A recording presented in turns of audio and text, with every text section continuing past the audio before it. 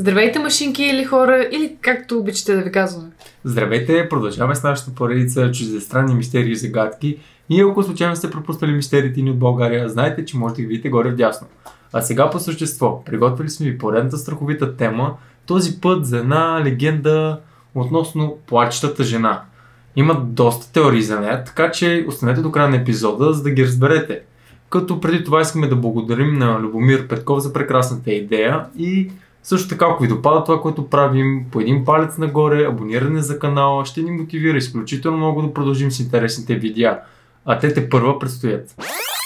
И само набързо да припомним, имаме код Funbusters за 10% отстъпка за книгата Изгряващи изобретения и иновации. Също така, като поръчате книгата, ще получите подарък – стикер от нас.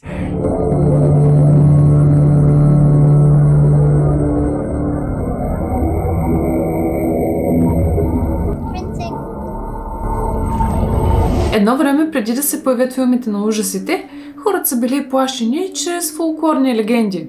Дори най-добрите, които се помнят и до днес, не могат да се сравнят с въздействието на La Llorona. Майка, презирана жена, убийца, легенда. Тя е плачещата жена, която дебне от реките и водите. Чака в мрака да те отвлече, ако си непослушен или още не си легнал. А последното, което ще чуеш от нея, е преследващия ти вик. Една от най-емблематичните и невероятно популярни имена в латиноамериканския фолклор – La Llorona и нейният ужасяващ, непрестанен лов на детски души, за да замени децата, които самата тя е отдавила, подхранват кошмарите на поколения деца и оставят своя отпечатък от двете страни на Америка. Нейната история сякаш получава свой собствен живот след толкова много преразказване, от уста на уста и така нататък. И макар обрата да е на различно място сред годините или сюжета леко да се е променил, едно остава същото.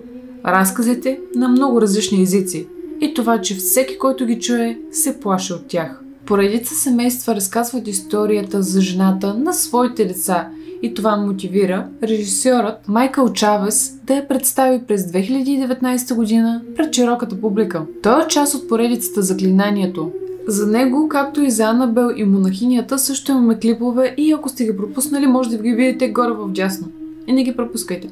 Чавес се опитал да разговаря с колкото се може повече жени, за да може да получи повече информация относно историята. Той дори се свързал с баби, които се запознали с историята още като деца.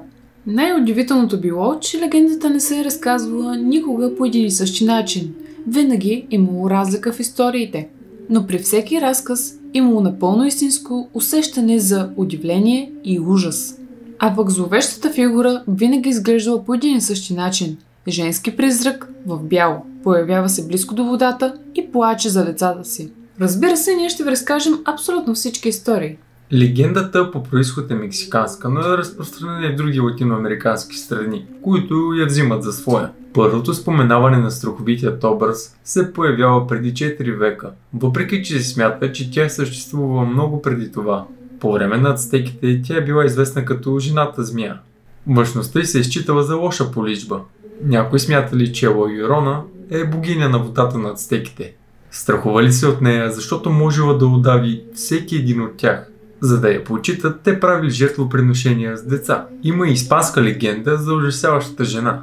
Всичко започнало преди много години, по време на колониалната епоха в едно село близо до Мексико. В това село живеела една млада жена, която била много красива и се е влюбила в испански войн. Той я е излъгал, използвал я, за да има деца, каквито не можела да роди жена му. Когато девойката разбрала всичко това, обезумяла от гняв, се хвърлила със сина си в реката, повличайки го заедно с себе си към смъртта. От тогава душите на жената и детето са обречени да скитат край реката.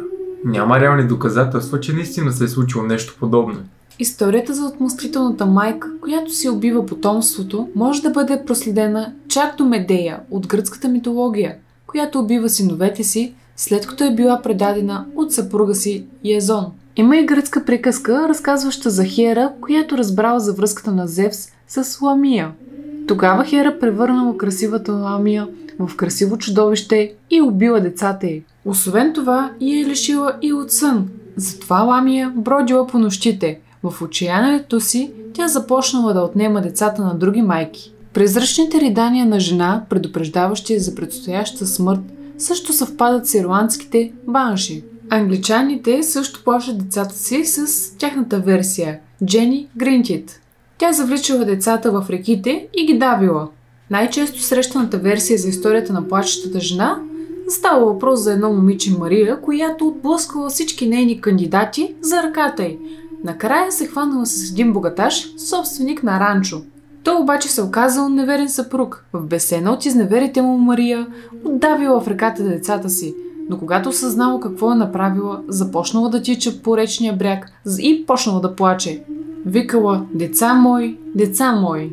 Така и до ден днешен тича, вика децата си и плаче. Естествено има и такава версия, която твърди, че тя е била лека жена и след поредната си пиянска вечер, тя, като се прибрала у дома си, намерила мъртвите си деца.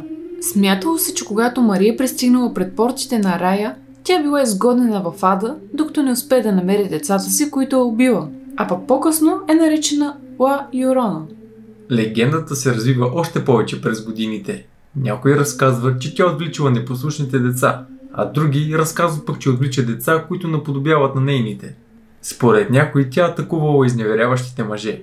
Без значение кой ще нападне, когато чуете нейният плач, тръгнете да бягате. Има няколко уж истински виждания на прокълнатата жена. Островът на куклите в Мексико е често срещано място, където хората твърдят, че я чуват да плаче. За него също скоро смятаме да направим видео, тъй като ни се струва доста интересна тема.